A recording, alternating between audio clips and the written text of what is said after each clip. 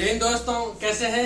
उम्मीद करता हूँ अच्छे होंगे। आपकी प्रिपरेशन अच्छी चल रही होगी, लेकिन आप लोग अच्छा काम नहीं कर रहे हैं। अपने चैनल को न लाइक, न शेयर, न कमेंट, न सब्सक्राइब कर रहे हैं। तो मैं इतनी मेहनत अगर आप लोगों के लिए कर रहा हूँ तो कम से कम आप लोगों का एक फर्ज बनता है कि आप मुझे कुछ नहीं चाहिए, आपसे न पेमेंट चाहिए, न आपसे पैसा चाहिए, बस आपका लाइक, शेयर, कमेंट और सब्सक्राइब, बस ये चाहिए।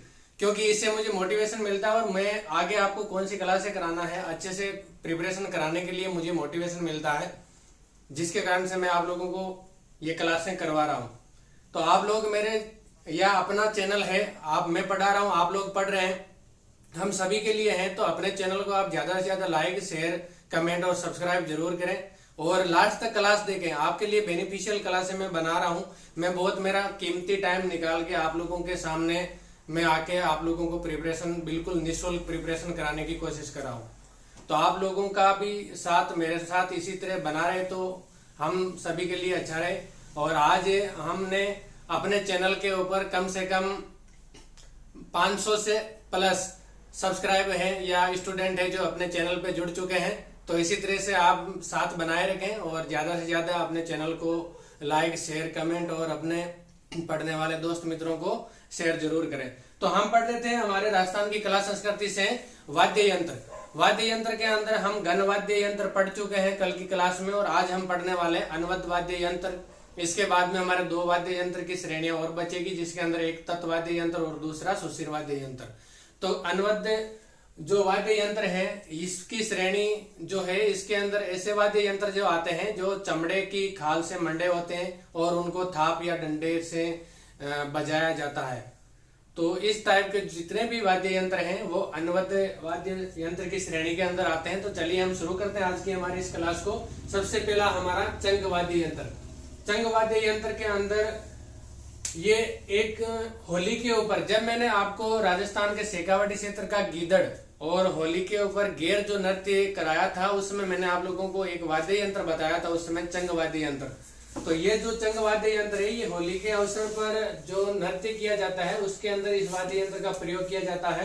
ये एक लकड़ी का घेरा होता है, जो गोल घेरे के अंदर इसकी जो किनार होती है वो गोल घेरे की लकड़ी की बनी होती है और इसके अंदर बकरे या भेड़ की खाल से इसको मंडा जाता है। और ये होली के अवसर पर या होली के उत्सव के दिनों के अंदर जो गाए जाने वाले जो गीत होते हैं, फाग, जिनको फाग बोला जाता है, उनके साथ इस वाद्य यंत्र को बजाया जाता है। तो ये हो गया हमारा इसके अंदर याद रखने योग्य, या हमारे एग्जाम के पॉइंट ऑफ व्यू से जो इम्पोर्टेंट फैक्ट है वही है। चंग वाद्य यंत्र कौन से पर्व के या उत्सव के ऊपर प्रयोग में किया जाता है? होली के ऊपर। और इसमें किसकी खाल के द्वारा मंडा होता है? ये चमड़े की जो खाल होती है वो बकरे या भेड़ की खाल होती है। और इसको कौन से गीतों के साथ में बजाया जाता है? तो ये फाग, जो होली के अवसर पर गाए जाने वाले फाग गीत होते हैं, उनके साथ इस वाद्य यंत्र को बजाया जाता है। नेक्स्ट है हमारा गेरा।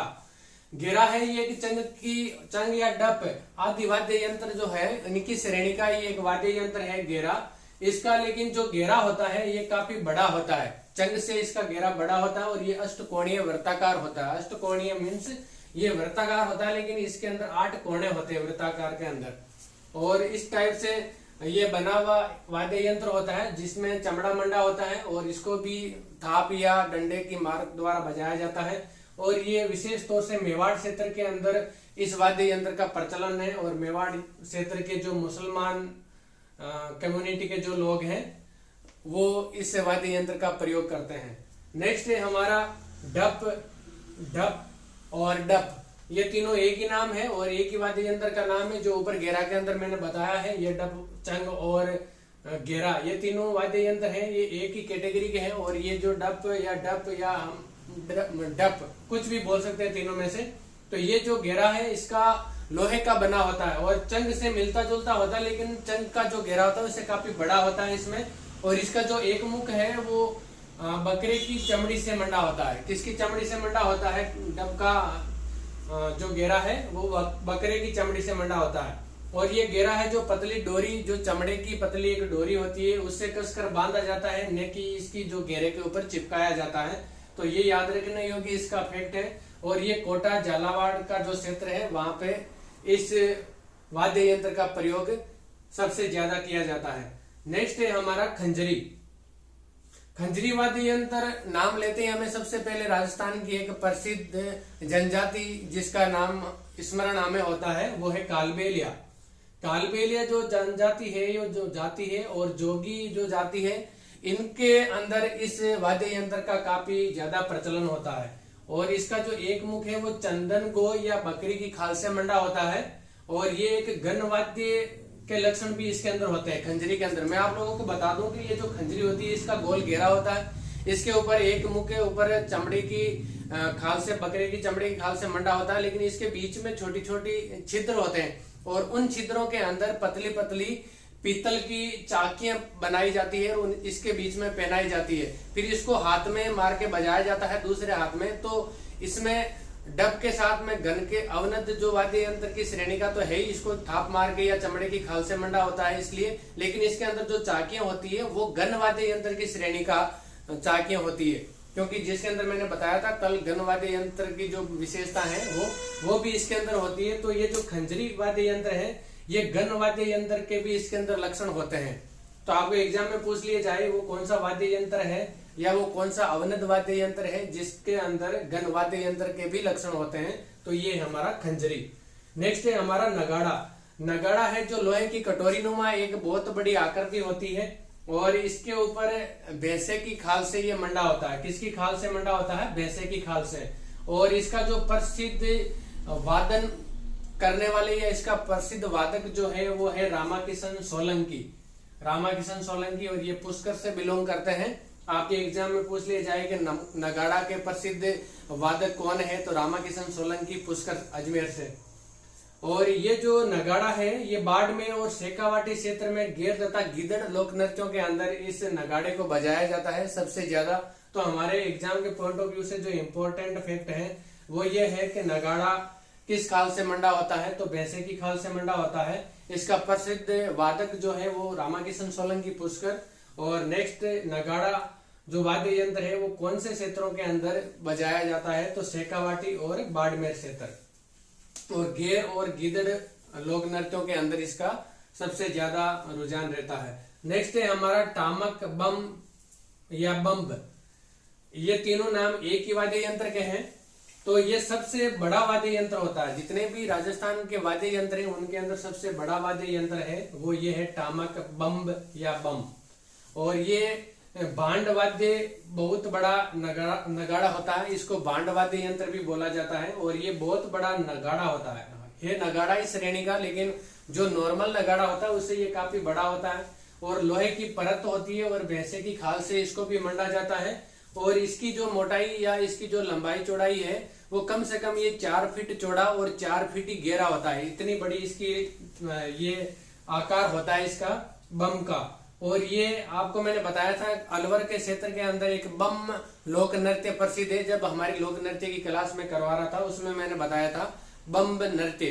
तो जो अलवर के क्षेत्र के अंदर प्रसिद्ध था, तो ये जो बम या टामक या बम जो वाद्य यंत्र है ये अलवर, भरतपुर, सवाई माधोपुर, इसके अंदर ये सबसे ज्यादा बजाया जाता है। और यहाँ पे बजाए जाने वाली इसकी 3 जो जातियां हैं, जाट, अहिर और गुजर, इस जाति की महिलाएं और पुरुष इस वाद्य यंत्र का सबसे ज्यादा प्रयोग करते हैं।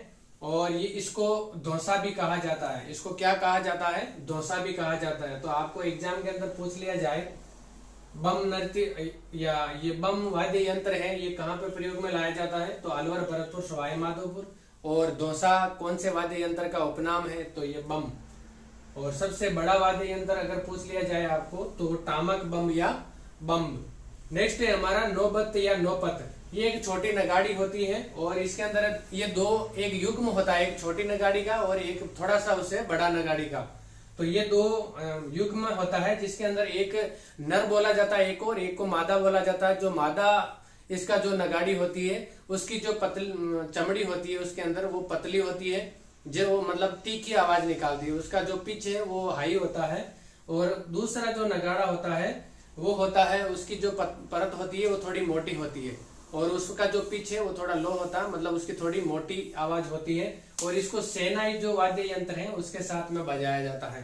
तो आपको पूछ लिया जाए नौबत या नौपत, इसके अंदर कितने नगाड़े होते हैं, तो 2 नगाड़े होते हैं। और शहनाई के साथ बजाए जाने वाला वाद्य यंत्र तो ये नगाड़ा, नौबत या नौपत। नेक्स्ट है हमारा कुड़ी, कुंडी, इसको कुंडी बोला जाता है। ये है कि चाक पर बनी मिट्टी का जो कुंडा पुराने समय में आप लोगों ने देखा होगा, अभी भी किसी के घर में मिल जाएगा। जैसे खाना बनाने के लिए जैसे आटा गूंदते हैं तो उसके अंदर एक कुंडा होता है, जो कुंडा होता है उसी का ये छोटा रूप होती है ये कुंडी। और इस कुंडी को ये मिट्टी की बनी होती है और इसकी एक तरफ बकरे की खाल से इसको मंडा जाता है। किसकी खाल से मंडा जाता है? बकरे की खाल से मंडा जाता है। और ये आदिवासी क्षेत्र के अंदर सबसे ज्यादा प्रसिद्ध है। आदिवासी क्षेत्र के जितने भी आदिवासी लोग जो होते हैं वो इस वाद्य यंत्र का सबसे ज्यादा प्रयोग करते हैं। और ये मेवाड़ और सिरोही के क्षेत्र में सबसे ज्यादा प्रयुक्त होता है। तो ये हो गया हमारे अवनत वाद्य यंत्र के कुछ वाद्य यंत्र। इसको आप नोट डाउन कर लीजिए या इसका स्क्रीनशॉट ले लीजिए। नेक्स्ट मैं बचे हुए जो वाद्य यंत्र है इस श्रेणी के वो आगे की स्लाइड में करवा रहा हूं। तो नेक्स्ट है हमारा अवनत वाद्य यंत्र के अंदर ताशा। तो ताशा की क्या विशेषता है? ताशा दे, इसकी जो दे या इसका जो ढांचा होता है वो परातनुमा कुंडी जैसा होता है। कैसा होता है? परातनुमा कुंडी जैसा, जो तांबा, लोहा और मिट्टी का बना होता है। और इसको बकरे की खाल के द्वारा मंडा जाता है और इसको गले में लटका कर बजाया जाता है। कैसे बजाया जाता है? गले में लटका कर बजाया जाता है। और जब इसको बजाते हैं तो इसके अंदर तड़ तड़ा तड़ की ध्वनि निकलती है। कैसी ध्वनि निकलती है? तड़ तड़ा तड़, इस प्रकार की ध्वनि निकलती है। और ये मुस्लिम जाति के जो लोग हैं इस वाद्य यंत्र का प्रयोग सबसे ज्यादा ताजिए जब निकाले जाते हैं उसके अंदर किया जाता है। नेक्स्ट है हमारा ढोलक। ढोलक से आप लोग अच्छी तरह से परिचित होंगे क्योंकि ढोलक के बिना तो कोई भी संगत या किसी भी प्रकार का गाने गीत वगैरह होता ही नहीं है। तो ढोलक के हमारे यहाँ पे जो एग्जाम के हिसाब से पॉइंट ऑफ व्यू से जो इम्पोर्टेंट है वो ये है कि ढोलक किसके द्वारा बनाई जाती है। तो इसके अंदर आम, शीशम, सागवान, नीम, जामुन इसकी लकड़ी के द्वारा बनाई जाती है और इसको बकरे की खाल के द्वारा मंडा जाता है। और इसके अंदर क्या किया जाता है? जब इसको दोनों तरफ से जब मंडा जाता है बकरे की खाल से तो बीच में डोरी बांधी जाती है और उसके अंदर छल्ले पहनाए जाते हैं जिसको टाइट करके इसकी जो ताल है वो मिलाई जाती है। नेक्स्ट है हमारा पाबूजी के माठे। पाबूजी के माठे, माठे से आप समझ रहे होंगे कि वो माठा, मिट्टी का बर्तन को माठे बोलते हैं, बांड बोलते हैं मिट्टी के बर्तनों को। तो ये पाबूजी के माठे मिट्टी का बना हुआ ये वाद्य यंत्र है जो दही बिलोने की मथनी जैसा होता है। जो बिलोना करते हैं हम, दही बिलोते हैं तो जो मथनी होती है उसके जैसा ये होता है। और मिट्टी का बड़ा मटका या बांड वाद्य यंत्र की तरह का ये होता है। बांड वाद्य यंत्र इसलिए बोला जाता है क्योंकि मिट्टी का बना होता है, इसलिए ये बांड वाद्य यंत्र होता है। और मिट्टी का एक बड़ा मटका जैसा होता है। और ये जोधपुर, नागौर, बीकानेर के रेबारी, थोरी और नायक भील जाति के जो लोग हैं वो इस वाद्य यंत्र का प्रयोग सबसे ज्यादा पाबूजी के जो पवाड़े गाए जाते हैं उसके अंदर इसका प्रयोग किया जाता है। तो आपके एग्जाम के अंदर पूछ लिया जाए पाबूजी के माठे का प्रयोग किसके अंदर किया जाता है? पाबूजी के पवाड़े गाने के अंदर किस जाति के द्वारा किया जाता है? थोरी, नायक और रेबारी जाति के द्वारा। कौन से क्षेत्र में? जोधपुर, नागौर, बीकानेर। आपको यहाँ पे ध्यान रखने योग्य बात इसके अंदर ये है, आपके एग्जाम में ये पूछा जाएगा यहाँ से कि कौन सा वाद्य यंत्र है वो कौन सी श्रेणी से बिलोंग करता है, कौन से क्षेत्र से बिलोंग करता है और उसका जो संबंध है वो किससे है। मतलब या तो राजस्थान के किसी लोक देवता से होगा या फिर राजस्थान के कोई न कोई उत्सव त्योहार उससे इसका संबंध होगा। तो आपके एग्जाम में इसी से रिलेटेड क्वेश्चन आएगा। नेक्स्ट है हमारा ढोल। ढोल भी आप लोग अच्छी तरह से जानते होंगे, अभी शादियों का सीजन है। शादियों के सीजन के अंदर राजस्थान, मारवाड़ के अंदर ढोल का मांगलिक जो कार्यक्रम होते हैं उसके अंदर इसकी काफी मान्यता है, इसको शुभ माना जाता है। तो ये बड़े बेलन के आकार का होता है। बेलन से आप समझ रहे होंगे क्योंकि दोनों तरफ से इसका जो सिरे होते हैं वो सेम आकार, लंबाई चौड़ाई के होते हैं और बकरे की खाल के द्वारा मंडा जाता है। और इसके साथ थाली बजाई जाती है। ढोल के साथ में क्या बजाई जाती है? थाली। और मारवाड़ में ये मांगलिक कार्यों में प्रयोग में लाया जाता है। और जालोर का जो ढोल नृत्य है वो सबसे ज्यादा प्रसिद्ध है पूरे राजस्थान के अंदर। तो आपके एग्जाम के अंदर पूछ लिया जाए ढोल नृत्य कहाँ का प्रसिद्ध है? जालोर का। और बाकी इसके अंदर मांगलिक कार्यों, मारवाड़ में मांगलिक अवसरों पे बजाए जाने वाले वाद्य यंत्र को क्या कहा जाता है? ढोल। नेक्स्ट है हमारा डेरू। डेरू से आप समझते होंगे, डेरू जो वाद्य यंत्र है वो राजस्थान के अंदर गोगा जी और बेरू जी के जो भजन या इनके जो पवाड़े, इनके जो फड़ वगैरह जो गाई जाती है उसके अंदर सबसे ज्यादा इस वाद्य यंत्र का प्रयोग किया जाता है। और ये डेरू जो होता है वो एक डमरू की आकृति, डमरू के जैसा होता है, लेकिन डमरू से बड़ा और ढोलक से थोड़ा छोटा होता है। ढोल से थोड़ा छोटा होता है और डमरू से बड़ा होता है। और ये डमरू के जैसा ही होता है, चमड़े से मंडा होता है। ये भी माता जी, गोगा जी, भैरू जी के भोपों द्वारा इसका प्रयोग सबसे ज्यादा किया जाता है इनकी जीवनियां गाने के अंदर। नेक्स्ट है हमारा बीलों की मादल। राजस्थान के अंदर मादल दो प्रकार की होती है, एक बीलों की मादल और दूसरी रावलों की मादल। बीलों की जो मादल है वो आदिवासी क्षेत्र के अंदर प्रसिद्ध है और ये मिट्टी की बनी हुई मादल होती है। ये ढोलक की जैसे ही होती है, लेकिन ढोलक के अंदर एक भाग है जो ज्यादा छोटा और एक भाग थोड़ा बड़ा होता है, लेकिन इसके जो दोनों भाग है वो लगभग सेम होते हैं। थोड़ा सा एक भाग है जो संकरा होता है और ढोलक से ये काफी लंबी होती है। और इसके अंदर जो बांधी जाती है दोनों तरफ की, जो मुंह को आपस में कसने के लिए जो रस्सियां बांधी जाती है, ये चमड़े की होती है और चमड़े को ये कसा जाता है और चमड़े से इसको गूंदा जाता है ऊपर से। और ये तो हो गई, ये चंग, डब, नगाड़ा, बम जैसी होती है, मिट्टी की बनी होती है, आदिवासियों द्वारा प्रयोग में लाई जाती है भीलों की मादल को। राजस्थान में मादल दो प्रकार की होती है, भीलों की मादल, रावलों की मादल। भीलों की मादल की विशेषता मैंने आप लोगों को बता दिया। नेक्स्ट है हमारे रावलों की मादल। रावलों की मादल जो है चारणों के वाचक रावल लोगों द्वारा प्रयोग में लाई जाती है। जो राजपूत जाति के जो भाट होते हैं उनके द्वारा इस रावलों के मादल का प्रयोग किया जाता है। ये भी सेम उसी की तरह होती है, लेकिन ये काठ की बनी होती है, लकड़ी की बनी होती है। मादल होती उसी से थोड़ा सा उससे भिन्न प्रकार की होती है जो भीलों की मादल होती है उससे, बाकी उसी से मिलती जुलती होती है। ये ढोलकनुमा होती है जो मैंने अभी आप लोगों को बताया। रावल लोग रमत, रमत एक राजस्थान के अंदर लोक नाट्य है रमत, उसके अंदर, और ये गायन के समय इस वाद्य यंत्र का प्रयोग बजाने के अंदर किया जाता है। नेक्स्ट है हमारा वृंद वाद्य यंत्र या गड़गड़ाटी। वृंद या वाद्य यंत्र है ये, और इसको गड़गड़ाटी भी बोला जाता है। ये मिट्टी के खोल वाली छोटी ढोलक होती है, इसके ऊपर मिट्टी का खोल होता है और ये छोटी ढोलक होती है, ढोलक जैसी होती है लेकिन ढोलक की आकृति से थोड़ी छोटी होती है।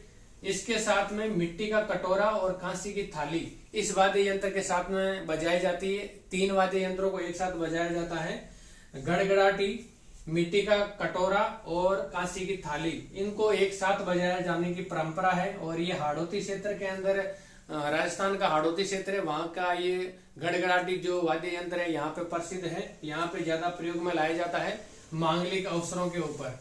कब लाया जाता है? मांगलिक अवसरों के ऊपर। तो इसी के साथ में हमारा ये अवनत वाद्य यंत्र का आज टॉपिक कंप्लीट हो गया।